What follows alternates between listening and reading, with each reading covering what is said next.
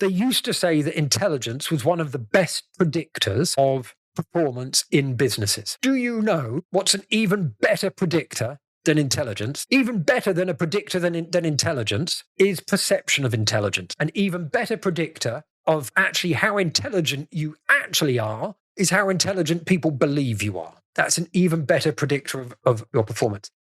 Hey, it's Rocky. Welcome to Richer Soul. Today's guest is a psychologist and leadership expert, Nik Kinley. He'll show you how the programming you picked up early in life can quietly drive your decisions, especially under pressure.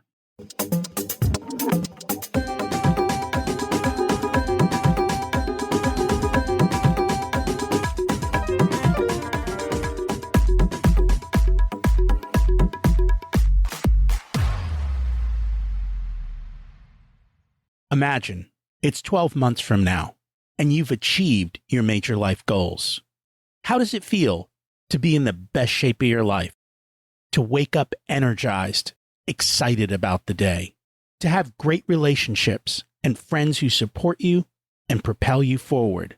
How does it feel to have an excess of money, to be able to make the choices you want? To be fearless and open to trying new adventures? Imagine being connected to the universe and it providing everything you desire. It's possible over time, and your past does not dictate your future.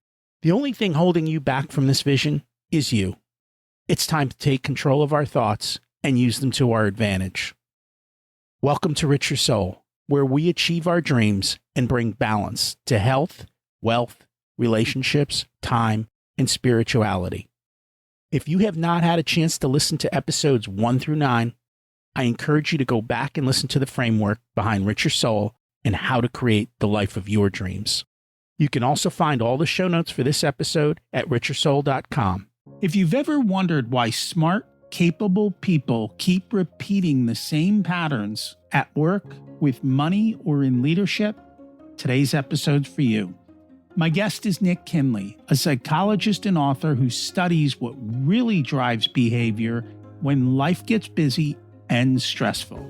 He shares research showing leaders spend a huge portion of their time and their day running on automatic, and how those defaults are often shaped long before we enter the workforce. We talk about how conflict styles get wired in early, why uncertainty makes those instincts even stronger, and how power creates distance and boosts ego, and why, surprisingly, being perceived as intelligent can matter more than raw intelligence.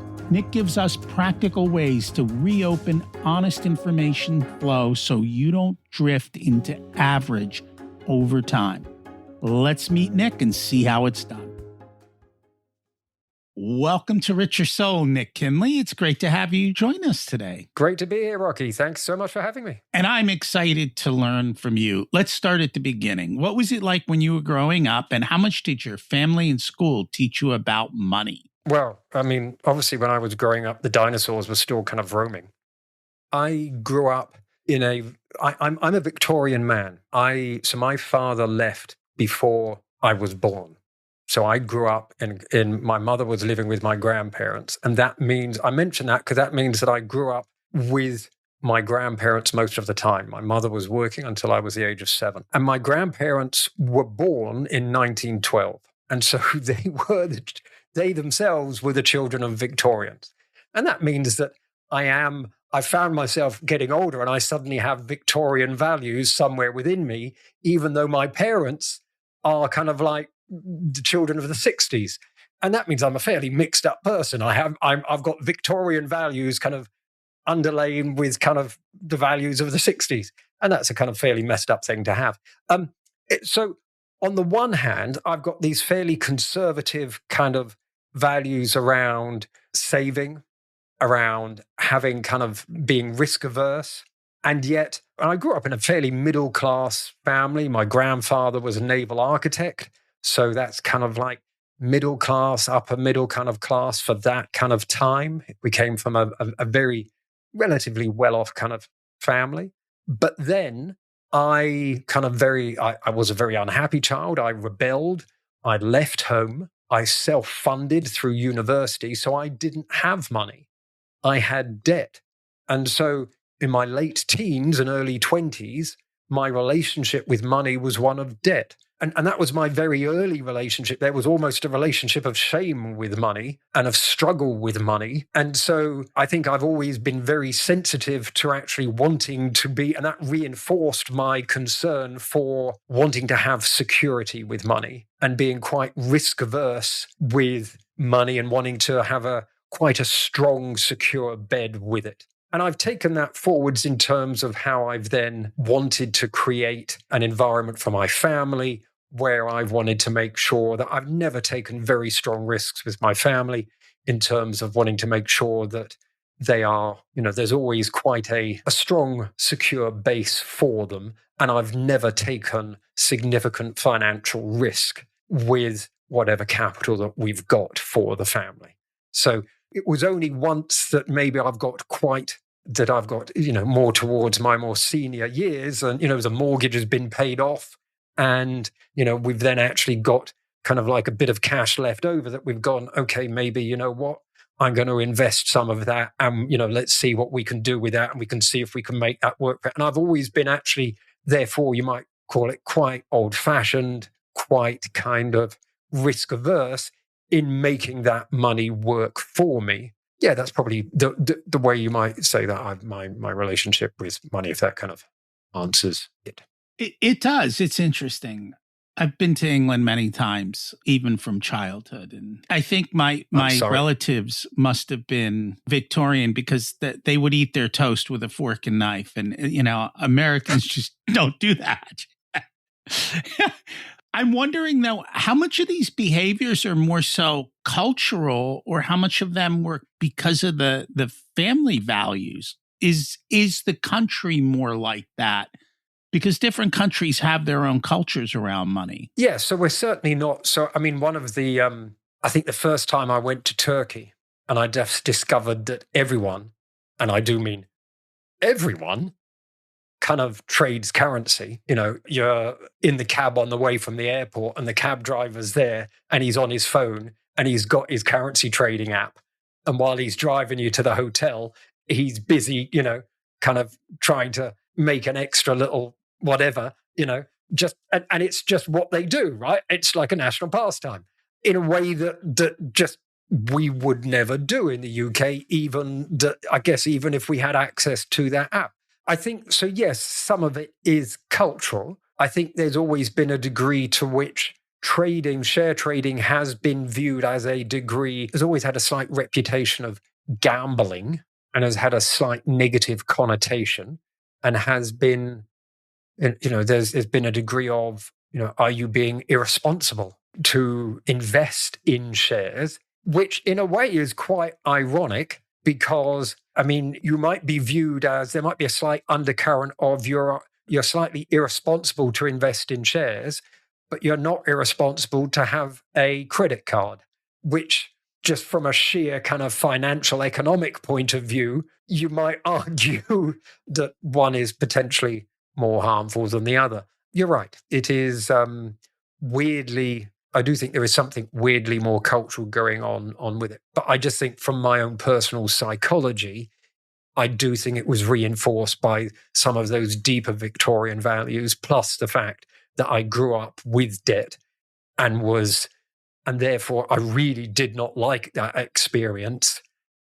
And security and financial security became very personally important to me. It's funny how these childhood things come back to haunt us as adults. And I think you said you didn't see your mother much till about 7 or 8, which means that 0 to 7 period you were with your grandparents, which is a major programming period. And you would know this much better than I because you're a psychologist and a psychotherapist, and you're kind of well-versed in this area. So it's interesting how it comes together. I've always looked at money through that lens, but then I've now expanded to realize that so much of what we do is from that early childhood programming.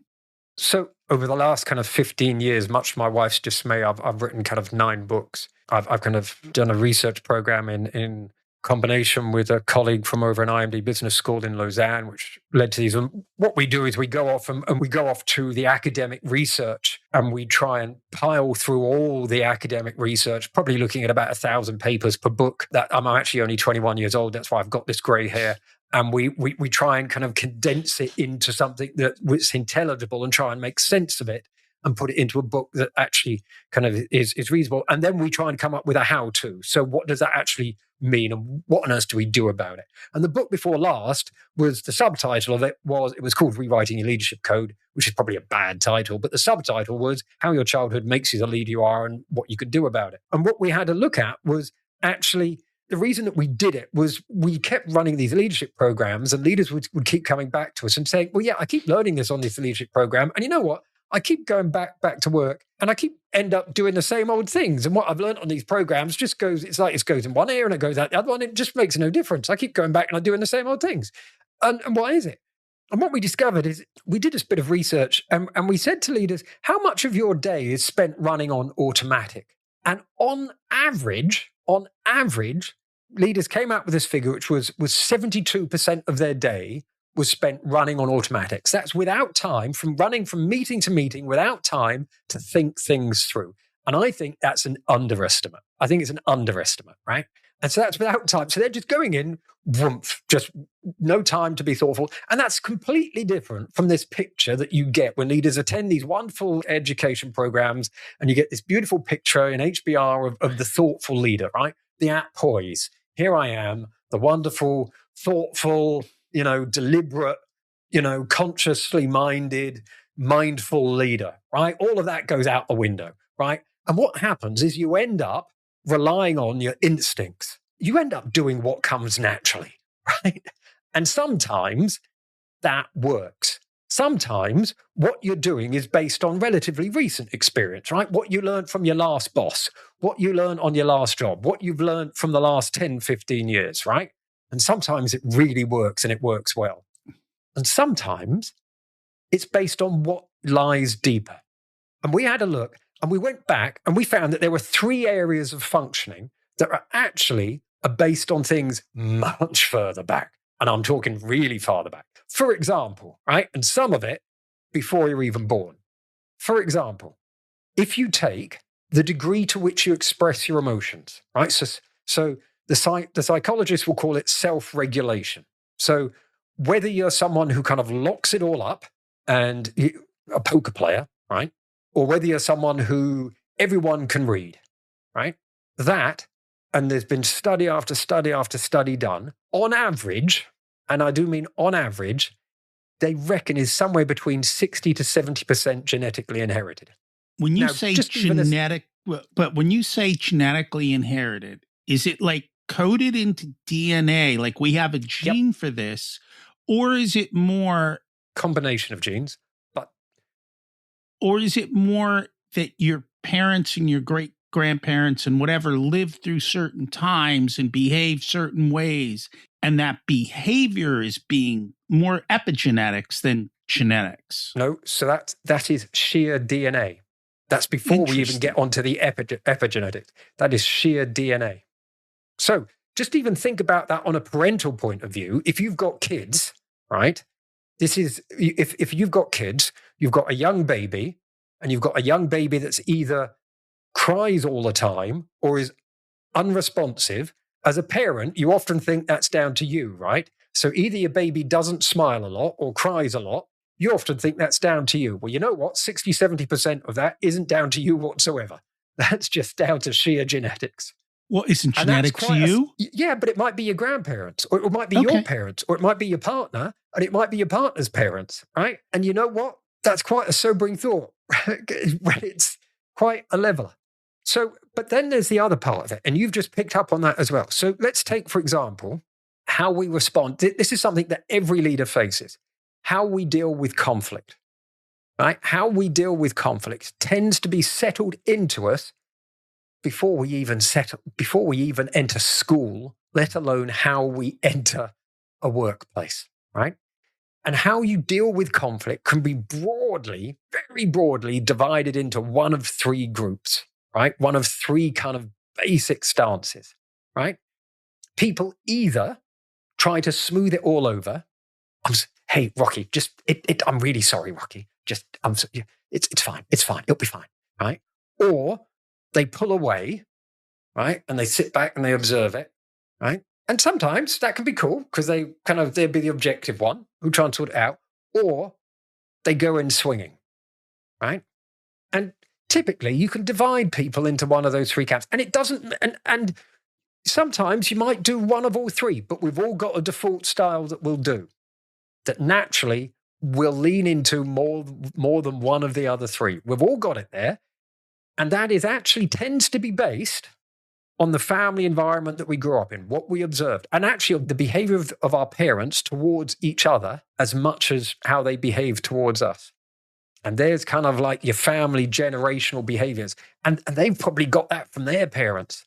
And so the psychologists and psychotherapists will kind of call it family scripts, intergenerational family scripts that kind of learned. And you inherit before you even enter school, let alone a workplace.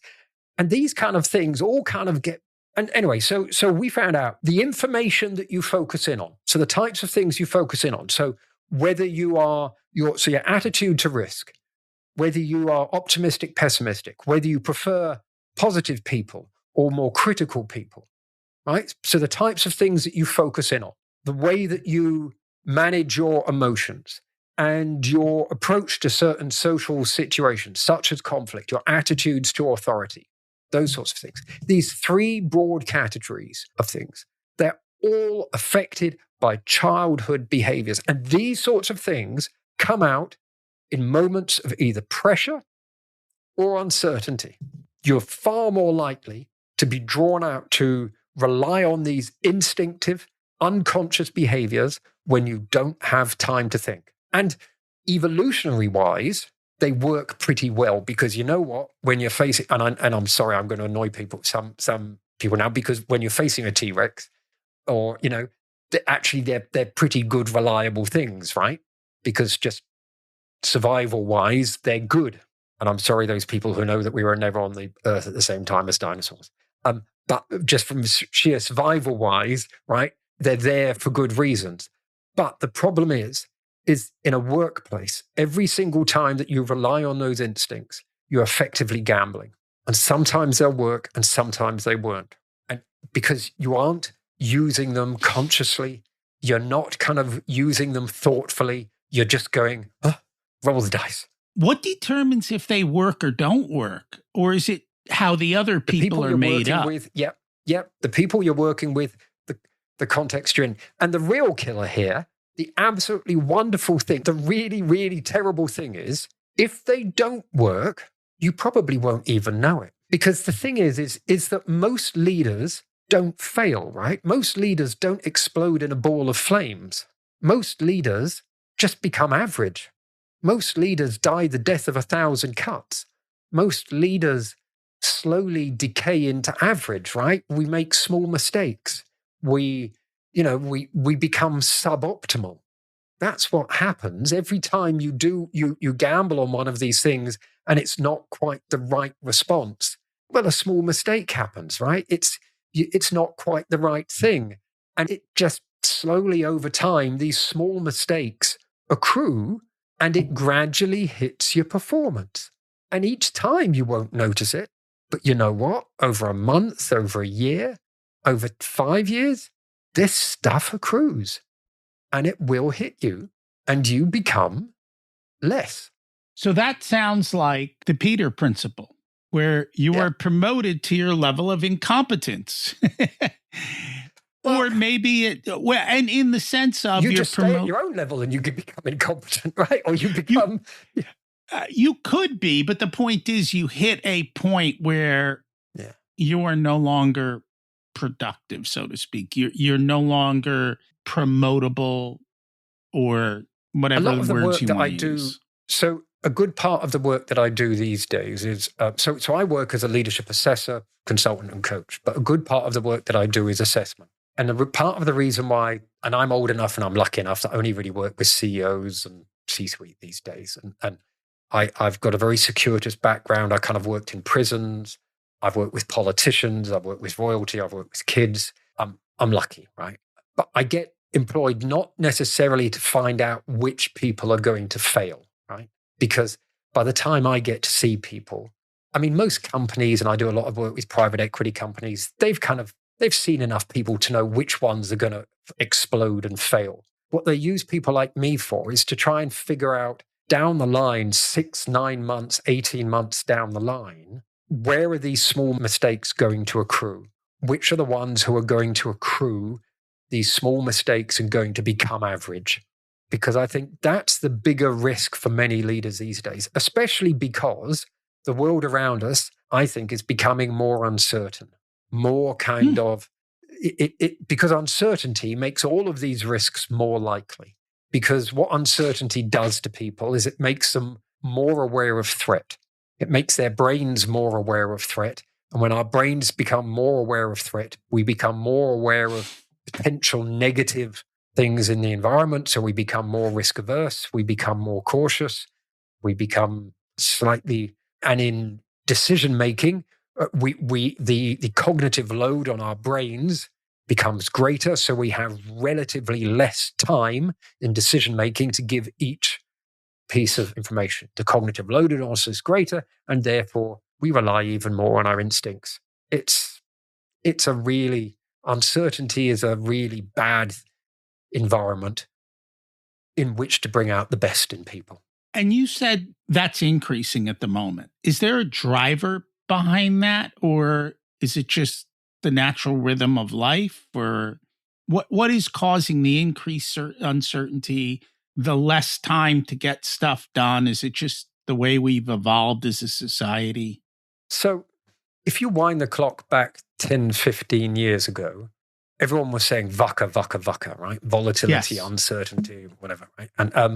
And I think we were in a place, there's a very good argument to be said that we were in a place where episodic volatility was certainly what was going on then, right? We were having periods of very high volatility. We had the banking crisis, and then things would calm down a bit. And then there would be another high period of volatility, and then things would calm down a bit. That was the idea. There is a lot being written at the moment that what has happened, and there are some very good mathematicians and theorists out there who are putting some very complex number sets behind it to try and prove it, that what is happening at the moment is that we have moved beyond episodic volatility, and that ever since COVID, that what has happened is that uncertainty has become baked into the system.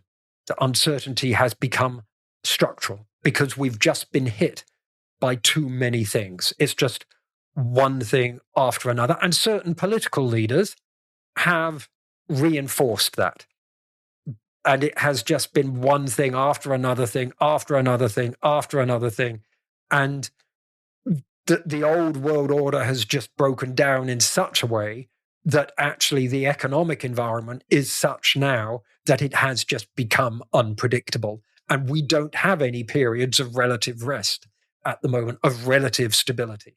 And at the moment, we are just in a period where it is just uncertain. There hasn't been a period of relative predictability for the last 5 or 6 years. And so, at least since pre-COVID times. And that is the consequence of that, the argument goes, is that without a period of relative certainty, what has happened is that the effects of uncertainty compound. Because when you have uncertainty, it creates little mistakes, little misalignments. It creates strategic drift within organizations, right? And if you've just got little episodes of volatility, then you have periods of relative calm for all of that misalignment to kind of come back into alignment and all be fine again, right? If you don't have the periods of relative calm, you don't get the realignment. And so what's happening is it's just compounding. And so that drift is becoming harder and harder to fight. And so the argument goes is that whereas 5, 10 years ago, you know what? Maybe agility was the key thing we needed from all of our leaders, being agile in the moment. Whereas actually today, what we need from our leaders is not so much being agile in the moment, but maintaining some kind of strategic grip and fighting strategic drift and actually keeping our businesses on track over time. And actually, that's the bigger challenge, not being agile in the moment, keeping businesses on track over time. And that's the challenge of the moment. That is the argument. I certainly think there is a degree of whether or not you buy into the mathematics of permanent uncertainty. I do think there is a strong argument that says that the strain, the psychological strain on leaders is materially different today than it was pre-COVID, just in terms of the political and business environment, how it exists today than it existed 6-7 years ago. I just think it's different in terms of what it does to leaders and how it's affecting.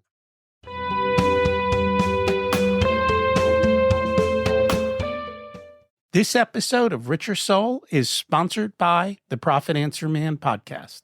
If you're a business owner who wants to scale and grow, increase profits, or want to have strategic conversations around your financials, then check out the podcast. You'll learn how to work less, increase cash flow, increase profits, and build reserves to help you weather storms. It's built on the Profit First methodology of pay yourself first. The Profit Answer Man podcast is a must listen to for every small business owner and anyone who wants to help them survive and thrive. Check it out on your favorite listening platform. So we've talked about this before on the show. There's a book called The Fourth Turning, and it goes through timelines. It follows the adage that we follow generational patterns over every 100-year cycles.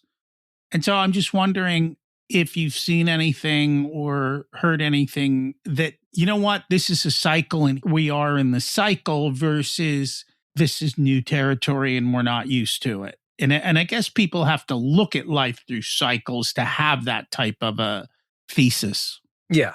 So at the risk of plugging my last book, available at all good booksellers now, and it makes a great present for relatives of all ages, pets, next door neighbors, friends, enemies, anyone with insomnia. The Power Trap I wrote because it is I call it the Power Trap, and it is about the way that power affects people. But although when I say the word power, we think of the Prime Minister, the President, we think of Elon Musk, we think of someone on the television, we think of some influencer, but actually power is the frontline leader. Power is anyone who holds a position of authority, right? Power is the leader of a family. Power is anyone who has influence. We all, most people have a little bit of power, right? And the book is really about what leadership does to people. And I wrote it because I think that leadership is becoming more toxic. Actually, the role of leadership is becoming more toxic in a way that makes the job of doing leadership harder, and that it is becoming, in a way that it's becoming almost damaging to leaders. It is encouraging the wrong people to rise to the top. And when I say the wrong, I mean people who are actually not for the long-term benefit of the company. And I mean all their employees. And I mean that it is doing this is happening, to answer your question, in a way that it has not happened before. And it is happening because of things that are occurring outside of companies, because of societal changes that are happening outside of companies, both economic changes and social cultural changes. And I would say two things in particular that have really shifted. The first of those is that the type of capitalism that we have in the West has really become unbounded. And what I mean by that is that it has become very much skewed in favor of the investor, which in a way that it has not before. You could argue that in times past, there was greater parity between the worker and the investor, and that what has happened at the moment is that there is such focus on shareholder return at the expense of all else, and short-term shareholder return at the expense of all else, that is placing pressure on, and I think it is the short-term nature of that shareholder return at the expense of all else, that is placing pressures within organizations that is doing things to leadership roles. That's the first thing. That's the short-term nature of the shareholder return. The second thing is the societal focus on image and self-image. And for that, I really have to blame CNN. Well, it's not all CNN's fault, but back in 1990, CNN came along. And CNN was the first 24-hour news channel, right? And then following that, we got Facebook and we got Twitter. And then I think it was 96, was it? When they launched, and it was the same year we got retweets and we got likes. And then you can see that at the same time, the charts on people's concern with self-image kind of starts going off the charts. And that doesn't stop at the doorways to organizations. And you can see the rise in political behavior within organizations changes, right? And you can see it in the way that behavior of politicians changes. You can see it in the way that behavior of senior people within organizations changes. And I think that it's creating a very unhealthy environment within organizations where you get a far greater focus on self-promotion. And performance has become far more important as a leadership skill. Being able to perform and say the right thing and making sure you don't say the wrong thing. And, the art of performance is far more important as a leader than it has ever been before. So you've got a short-term focus on delivering. So you've got a focus on delivering short-term results, plus the art of performance and being seen. Here's a great little fun finding, right? They used to say that intelligence was one of the best predictors of performance in businesses, right? Do you know what's an even better predictor than intelligence? I mean, let's ignore the fact that intelligence is no longer, and there's all of the research about there. Even better than a predictor than intelligence is perception of intelligence. An even better predictor of actually how intelligent you actually are is how intelligent people believe you are. That's an even better predictor of your performance. It's performance has become so important. So you put these two things together, and it is creating an environment that is really toxic and unhealthy for the leadership. Now, if I'm just going to spiral off for a second. If you look at the two biggest risks that come built in to any leadership role, right? The two biggest risks for any leader that power can do to them, right? The first thing that power does to anyone who gets any leadership role is it creates a distance between you and the people that you lead, right? People stop telling you the truth. For example, right? If my wife comes to me and says, "Do I look good in this?" there are only a range of acceptable responses, right? Or if my boss comes to me and says, "Nick, is this a good idea?" I cannot say, "Well, I've got to be honest, boss, you're a moron," right? Or, "I'm sorry, boss, but I think you must have been dropped on your head as a baby," right? There are only an acceptable range of responses, right? The moment you become a boss, people start filtering what they tell you, right? That complete openness is a complete myth, right? If you ever meet anyone who's completely open, they are probably single, unemployed, and friendless, right? We all filter what we say to some degree, and that's for good, and that's for good reason. And the moment you become a boss, that's completely true. Here's another thing that you won't want to hear, but on every single metric that has ever been used, it has unequivocally shown that the higher you rise in organizations, the less empathetic you are for the people that you lead, the less empathy you have. Now, no leader wants to hear that, but if you think about it, logically, it makes sense because you're more distant from them. So, of course, you're going to be less able to accurately gauge what people are thinking and feeling. But so now, if you then superimpose on that, so leadership creates distance. And if you superimpose on that an environment in which people are worried about creating the right impression, that's going to make it worse. It stops information flow. Now, the second thing leadership does to anyone, power does, it boosts your ego, right? It does. We all like it, right? We all like it. We all like a bit of it, right? And no one likes giving it up. We all like having it. Power boosts your ego.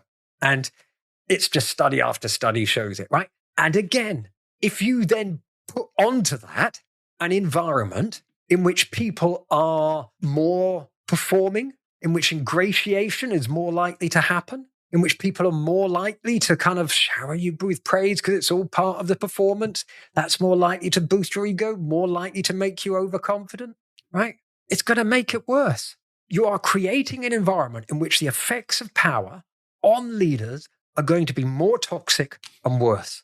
The environment we are living in are making the effects of power on leaders worse. Well, So I have some good news and bad news. I'll get quite passionate about it. It's funny because one of our sales messages is we'll tell you the truth even if you fire us. Yeah. And that's what we do for our business owners. We tell them the truth because at the end of the day, I don't want them to go bankrupt. And so if they've got an idea that doesn't make sense, I'll be like, hey, let's look at this and show me how this is going to work because I can't for the life of me understand it. But you also said something else, which was the perception of intelligence. How can you tell if someone is truly intelligent or if they just are creating this perception of intelligence? Because I got to say, these days, common sense seems to be not so common. And maybe those are two separate things. Yeah. So look, the answer to your question is simple, right? I mean, the best way to tell if someone's really intelligent is if they sound like me. I think that's the clearest and simple. I'm full stop. I mean, let's just finish the question there. Finish the interview, finish the question, done. We're done. That's it. Full stop. Next question. No, I don't think there is an easy answer to that question, right? But actually, because let me kind of, one of the simple rules of assessment is that it is far, far easier to spot failure points than success points. So it is far easier to predict failure than it is success. So it's far easier to say you are far more likely, far more able, easier to predict a bad candidate than a good candidate. And in the same way, I think it is far easier to say this person's not that bright. I don't think it's always easy to say this person's truly intelligent because someone can sound intelligent without actually being so.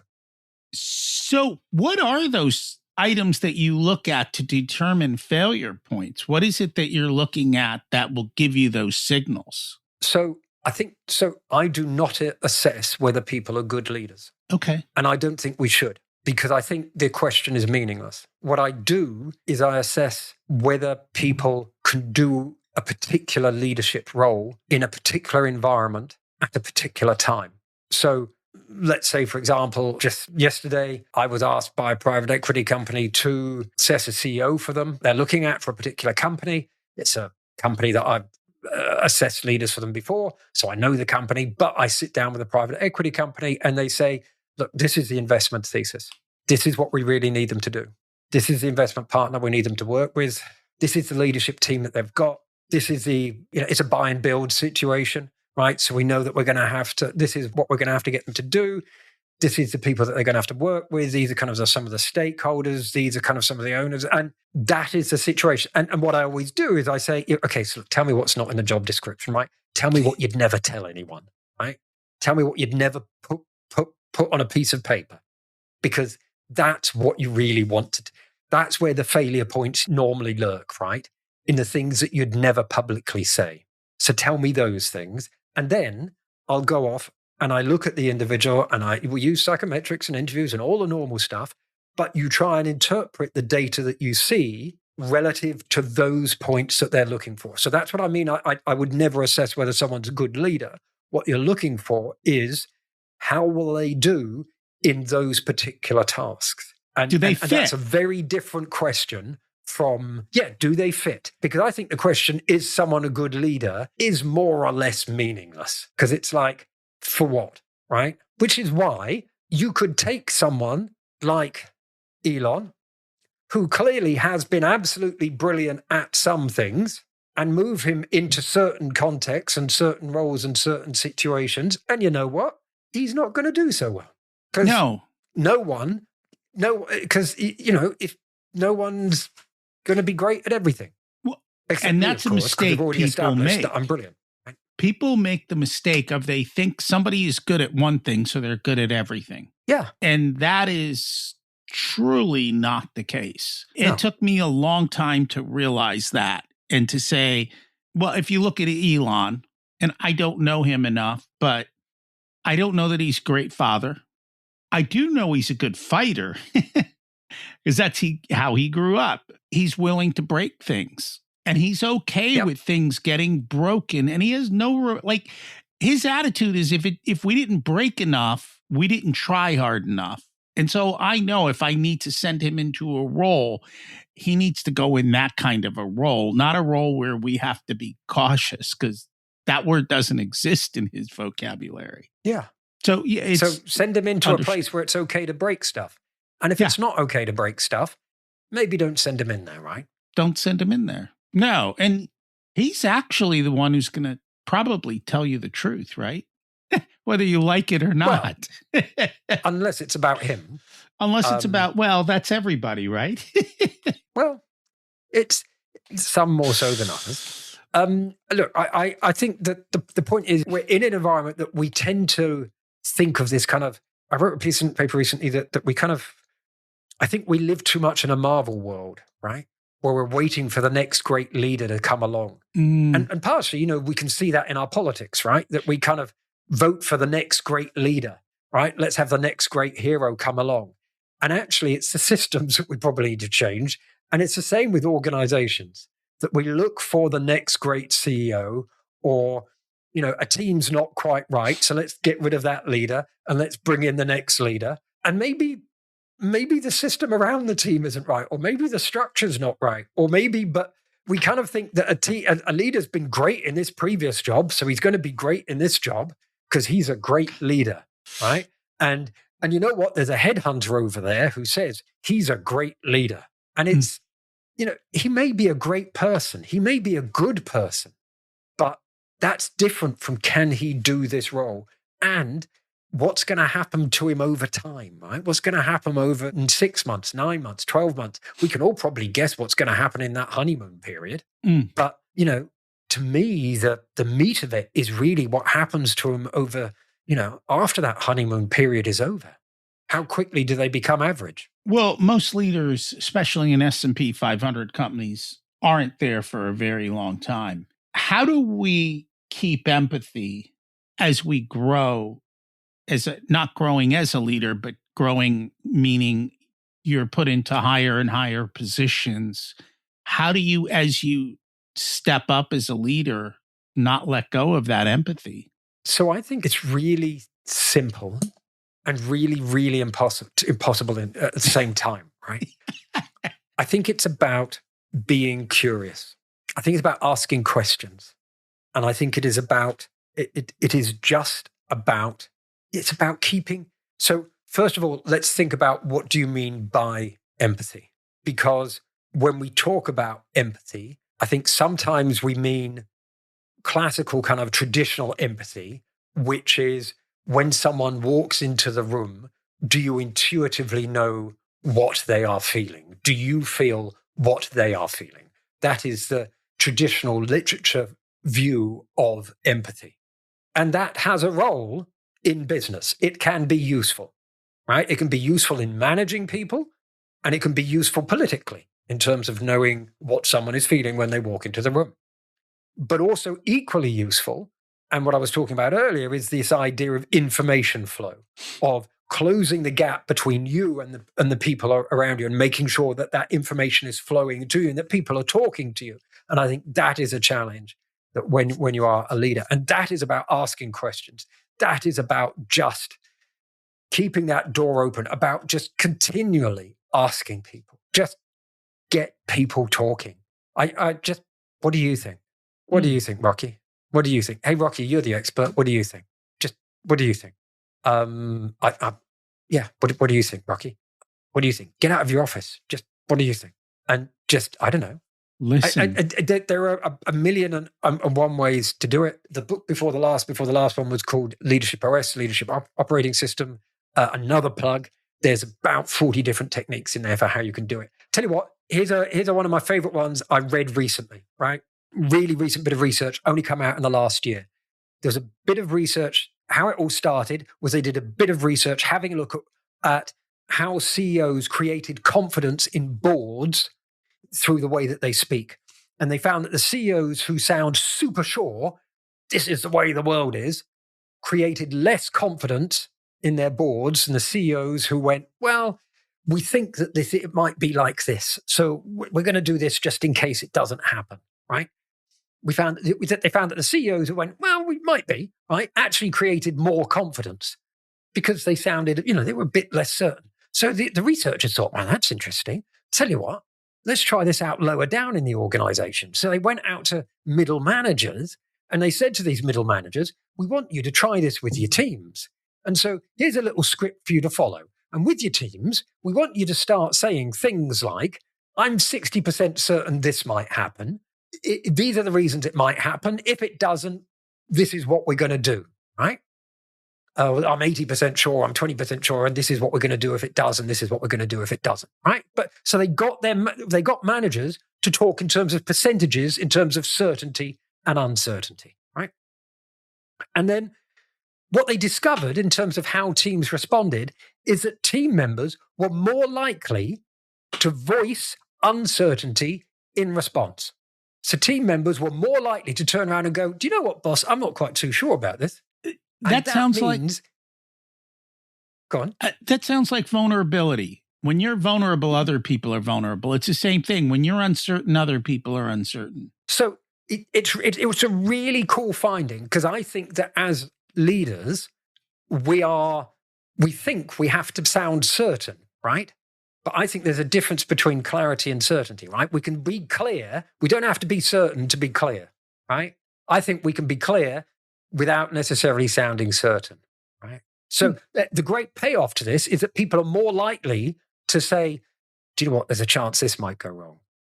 And they're more likely to voice risk, right? They're more likely to come out to you and tell you where the risks are in the business. They're more likely to tell you where things might go wrong.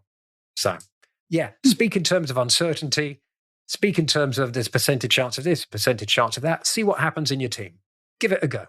That's the second thing we do. We show our clients where the risk is. Like, hey, we see all these things. Not to say it's going to happen, but if these are the risks, do we need to have a plan in place, or do we at least need to prepare or be aware of it so that we can notice that, oh, that risk is becoming reality. We need to go do something about it. One last question. Go ahead. Yeah, go. No, go on. I was just saying that the more that we talk in terms of risks, the easier it becomes for other people to talk in terms of risk too. That's true. You said earlier you've dealt with royalty, you've dealt with corporate CEOs, you've dealt with people in jail, you've dealt with kids. Throughout that, is there a line that kind of ties us all together where underlying it, we're all the same and we have the same, so to speak, trait that, that's like the keystone? If we can deal with that, our life maybe becomes magical and better, or maybe a little bit better? I don't think that there's one thing. I worked for 10, 12 years in prisons. I worked with murderers and pedophiles, with life sentence prisoners. I worked with young offenders. I worked with kids. And a lot of them had been abused themselves. And I did think from many of them there, but for the grace of God go I. And I don't know if I had been through the experiences that they had, as many horrendous experiences as they had, that I would have avoided the paths that they had ended up. And that's not to excuse their behavior. It is just to say that I am amazed that they had found a way to survive, let alone anything else. So horrendous were the experiences some of them had gone through. At the same time, I think horrendous experiences privilege can sometimes be a horrendous experience dressed up as something else sometimes. Horrendous experiences can be dressed up as all sorts of things. I think that happiness and unhappiness is always found in our relationships with others. And I think that for me is always it. Our experience of our relationship with others is ultimately what it all boils down to. And if you are happy or unhappy with your relationship with others is what it all boils down to. And I know they say you need to be happy with yourself, but I tend to think that often boils down to whether you're happy or not with your relationship with others, right? Because your relationship with yourself is often shaped and formed and defined by your relationship with your parents, and that set the boundaries to it. But there is no one simple rule, and because life is so marvelously varied. And I think the one thing that I would say is that I have met people. I've found that I've only ever found, I think, 2 people who I can honestly say I could find nothing to connect to or like or find in any way human or connectable or likable in any way whatsoever. But the rest, even though they might have done the most terrible things, and I do mean that, the most abhorrent things, I think the things that connect us, even though we might be so fundamentally different and we might feel fundamentally different to people, I think the things that connect us are far, far more similar, are far more common, are far more in common. And I just think that it's in a world in which the media is trying to point us to the differences between us. And it's so easy to see the differences between us that we forget that actually the similarities which bind us are far more numerous than the differences between us. And if I can see that in murderers and, even sex offenders and, people who've done the most terrible things, we can definitely do it in perfectly decent people who just so happen to sit at the opposite end of the political spectrum. That sounds like a perfect way to live life.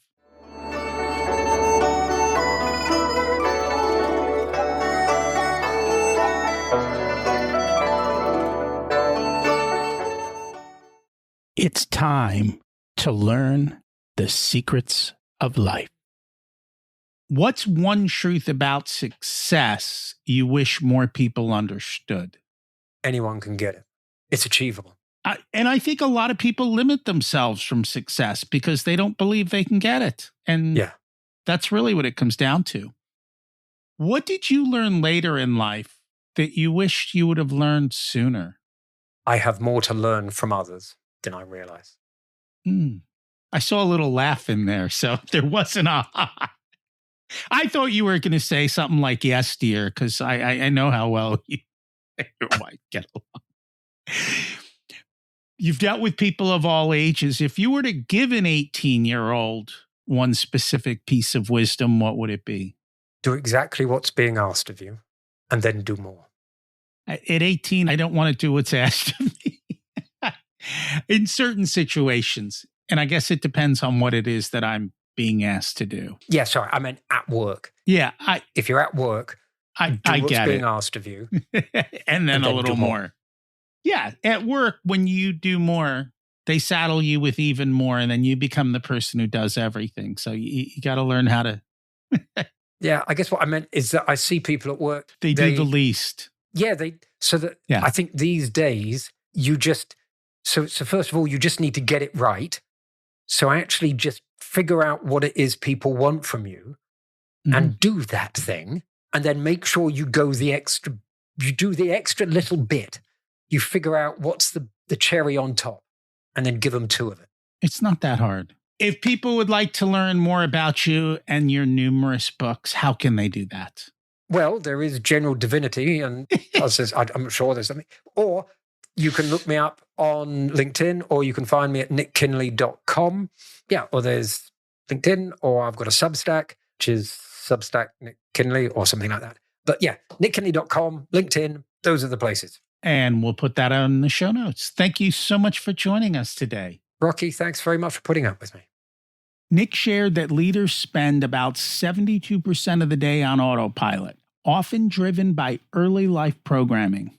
Power can pull leaders into a power trap, more distance, less truth, and a bigger ego. And in today's structural uncertainty, the goal isn't just agility, it's keeping strategic grip and avoiding drift. His practical tips speak in probabilities. I'm 60% sure, so your team feels safe to take and raise risks early. If something today made you pause, think, or look at your own programming a little, that's awesome. Do me a favor. Who else do you know who needs that shift? Go ahead and share this with them. I know they'll appreciate you. Thanks for listening. Have a wonderful week.